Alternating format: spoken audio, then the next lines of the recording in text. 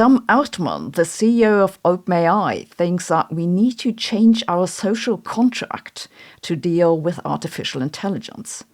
I was very surprised to hear that because it seems like he's contemplating the end of capitalism. The statement from Altman circulated on social media a week ago, but it's actually from last year. Over a long period of time, I still expect that there will be some change required to the social contract, given how powerful we expect this technology to be.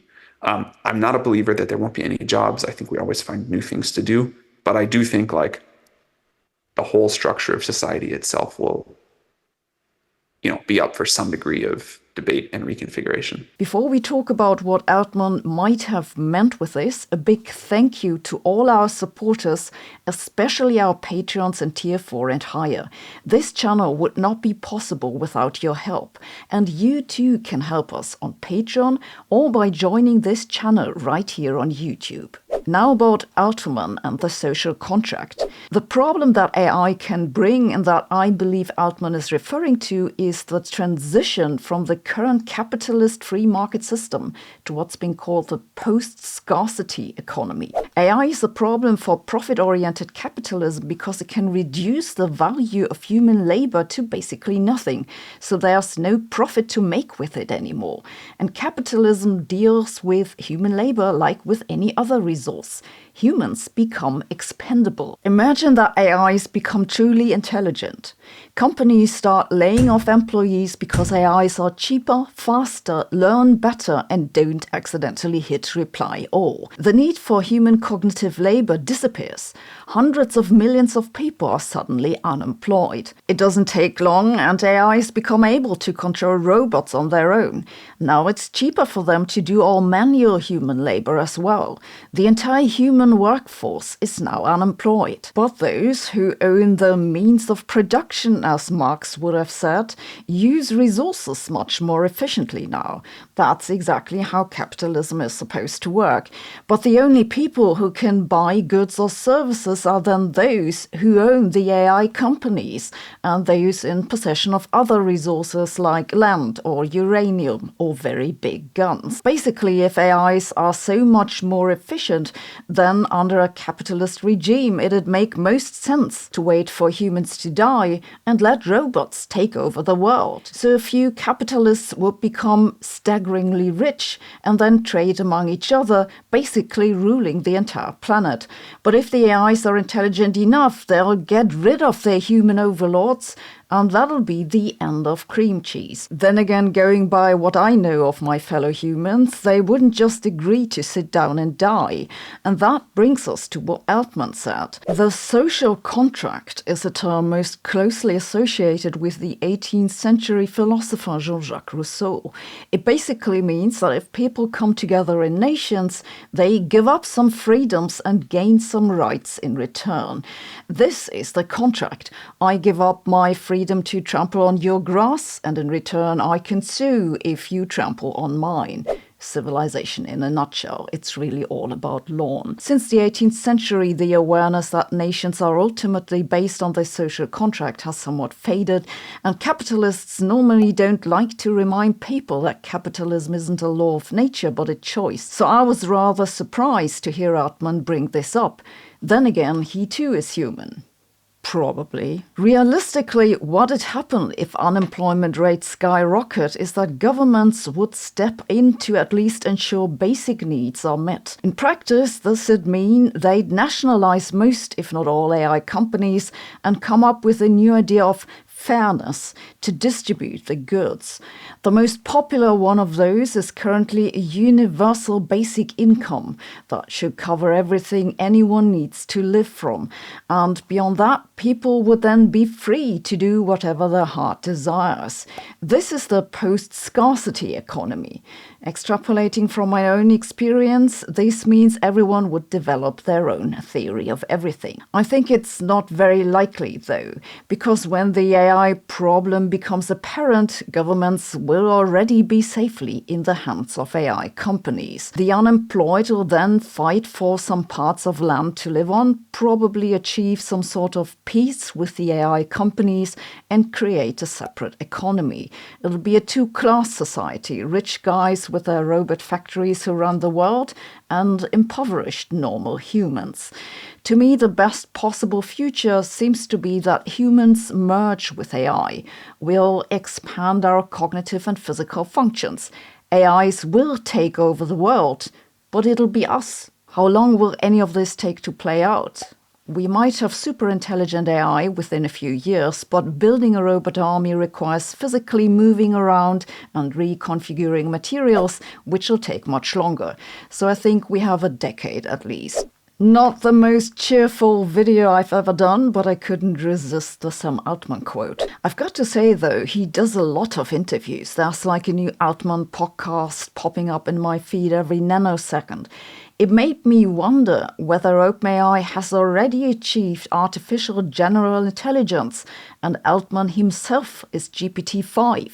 That'd explain a lot, wouldn't it? It doesn't happen often that I have a new theory for the entire universe on my desk.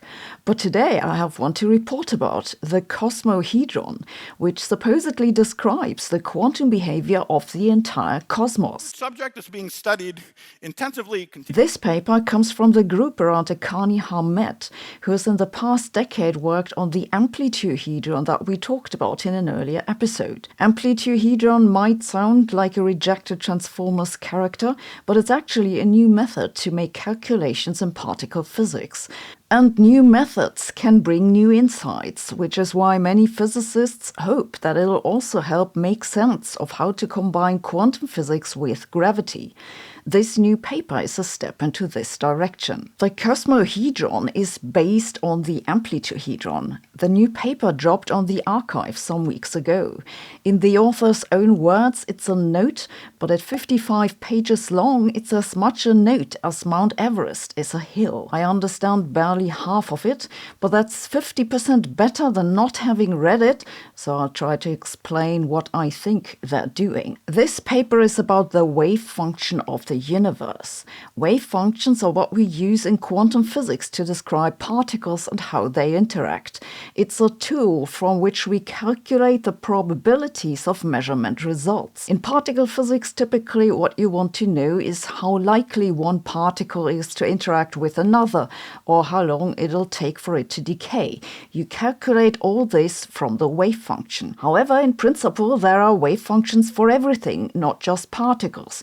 There are wave functions for cats, people, planets, and even the entire universe. In practice, of course, we don't use wave functions for people because they'd be so complicated, they'd be totally useless. We also don't need them because quantum effects of people are so small as to be unmeasurable, though if you figure out how to be in two places at once, please let me know in the comments. However, if we look at the universe as a whole, that's even larger, but quantum physics becomes useful again. This is because if you go back into the very early universe, then matter was just a soup of hot plasma.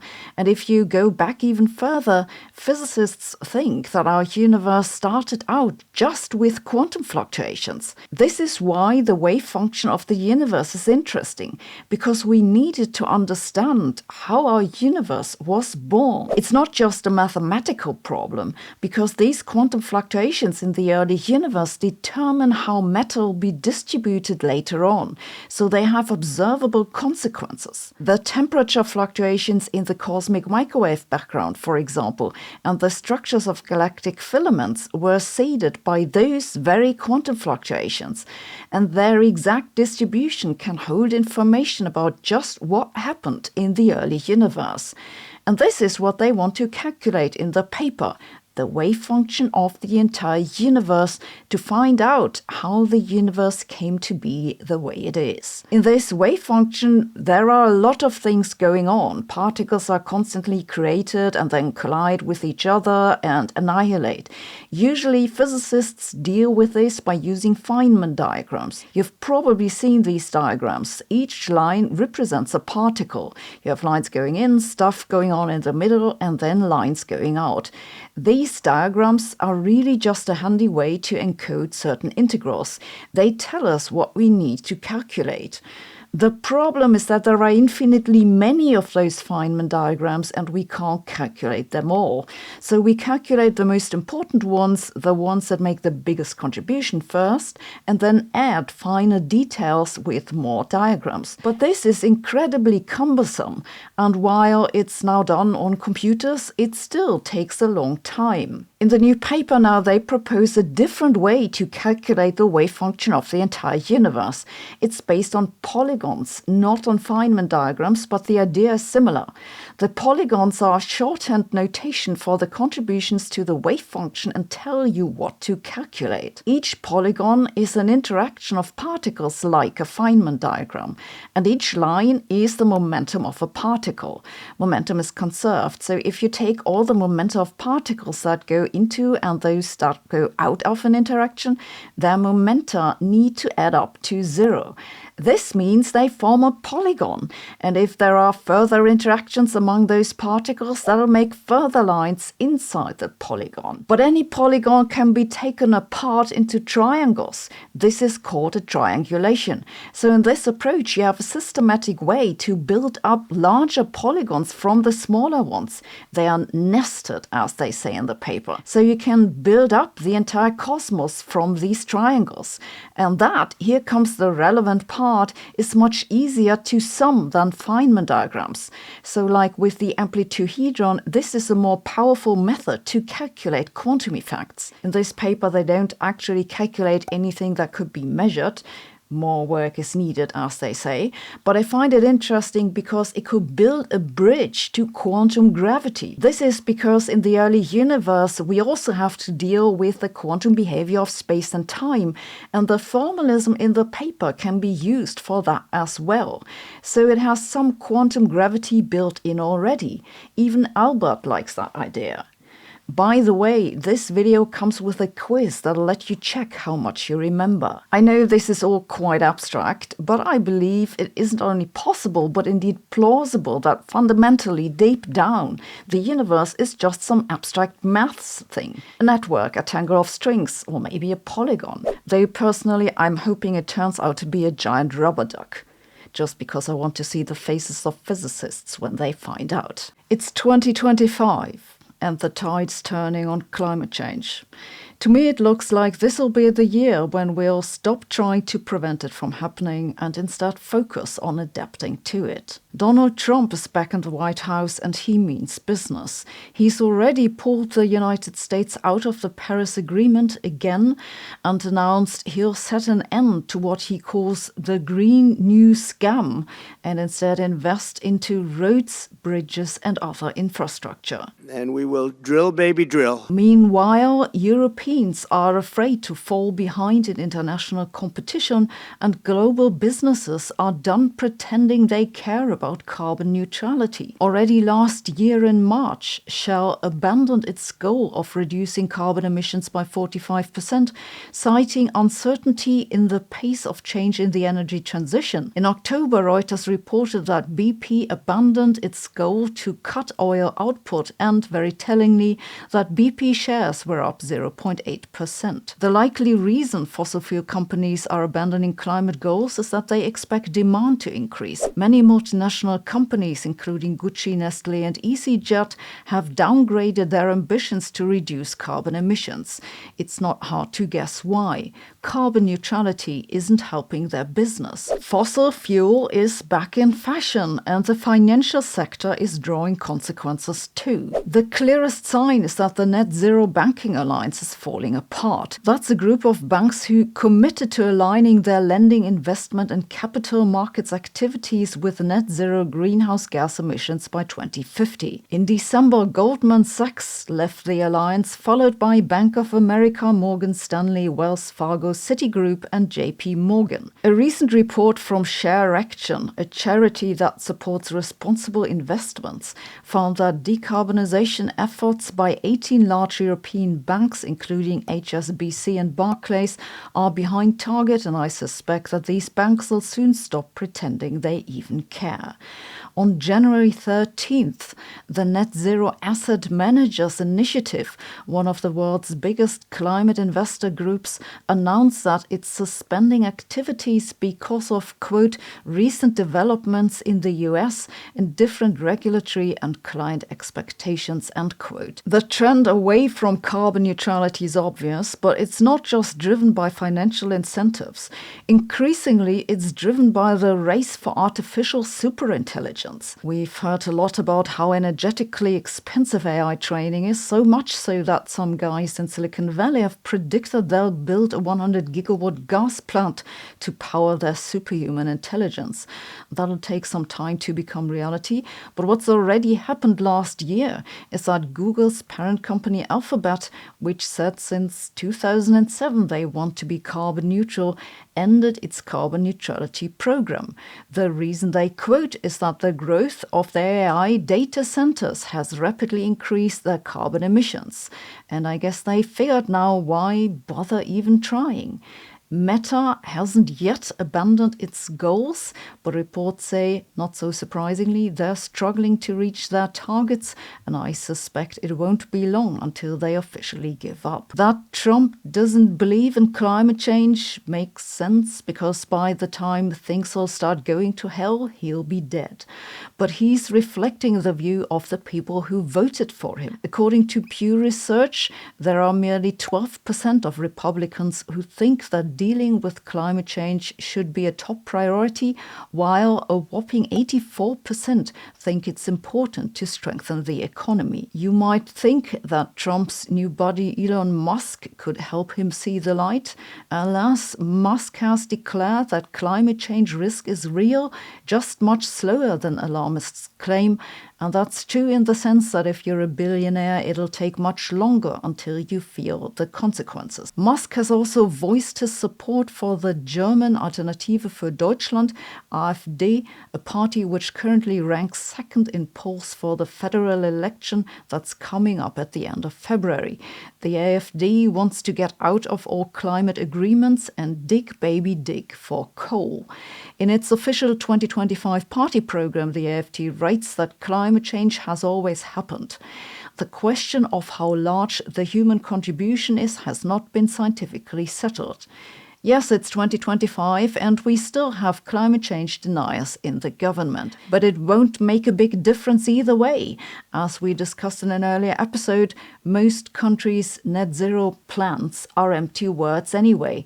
They're economically unachievable. It's only a matter of time until they'll be abandoned, and no amount of suing by climate activists is going to do anything about this. Because there's no institution on this planet that could enforce a law against billions of people unable or just unwilling to change their lifestyle. Unless the superintelligent AIs take over, and I'm coming to think that maybe it wouldn't be so bad. It'd be nice if we could get time travel to work, because who wouldn't like to go back in time and buy a few bitcoins? Unfortunately, the laws of physics don't want to comply.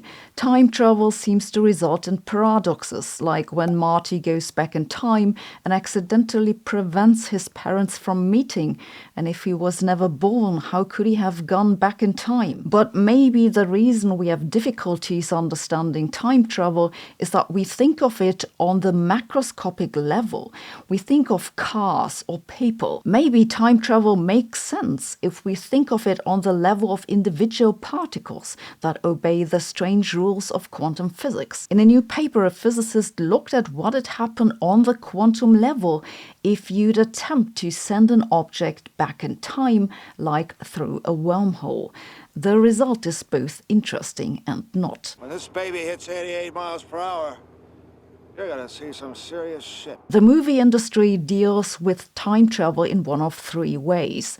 The first one is that you allow temporary changes, but in the end everything needs to work out so that the future is that which you actually came from. This is how they did it in Back to the Future. The second option is that when you go back in time, you end up in a parallel universe, which has a similar but slightly different history. This happens, for example, in the movie The Butterfly Effect. The third option is to stick with a story that's consistent in the first place, like in The Time Traveler's Wife. If that's how it works, the only way you can go back in time is if you have already been there. Our difficulties with making sense of time travel come from our everyday experience that time has a direction. Glass breaks but doesn't unbreak. Rain falls down but not up. People get older but not younger. Physicists call it the arrow of time, and it points towards a coffin. But the arrow of time doesn't exist on a fundamental level. If you look at individual particles, they don't know forward in time from backward in time. The arrow of time is usually attributed to entropy increase, a phenomenon that only emerges at the level of many particles. In the new paper now, the author used a collection of many quantum particles and calculated what happens to its entropy in a space-time with a time loop. In our own universe, we have never seen such a loop in time, but it's mathematically possible, for example, with a wormhole. The result of the calculation in the paper is option 3 of the science fiction solutions. You can only return to the past if you've already been there, but with the twist that you also have to get younger as you go back in time. You can see what I mean in this figure. Think of the red curve as a measure for the order of a system or the opposite of entropy. If it's up here, the order is large and entropy is small. Say your system is the ingredients to a dough. You mix eggs, butter and sugar and stir. As you do so, order drops and entropy increases. If you keep stirring, normally the entropy just remains large. But if the dough goes in a time loop, the entropy reverses. It decreases. This would mean that the dough spontaneously unmixes. Now you might say, okay, but that's the only mathematically possible solution. So what do we learn from this? Well, we learn that the problem has a solution. We learn that it's at least mathematically possible. But what does it mean? Would you really see dough unmix? I think the answer is no. The dough in my example illustrates the arrow of time, and the arrow of time is aligned with our memory. This means that in such a time loop, you wouldn't experience going back in time. Instead, it creates two different ways to go into the future. So I think this finding shows that time travel doesn't work on the quantum level. But while that's bad news for time travel, it's good news for faster than light travel. You see, a lot of physicists believe that faster than light travel would also allow time travel. This is because of the odd consequences of Einstein's theory, according to which a spaceship that goes faster than light for one observer seems to go back in time for another. And because time travel would lead to inconsistencies, they think that faster than light travel isn't possible either. I've explained in some earlier episodes that this argument is wrong because our universe does, for better or worse, have an arrow of time. Regardless of how fast you travel, you can't go back in time against that arrow of time. Hence, no inconsistencies follow from faster than light travel, and the new finding supports this. But just in case you come from the future, could you let me know if history books ever made sense of 2024? Thanks for watching. See you tomorrow.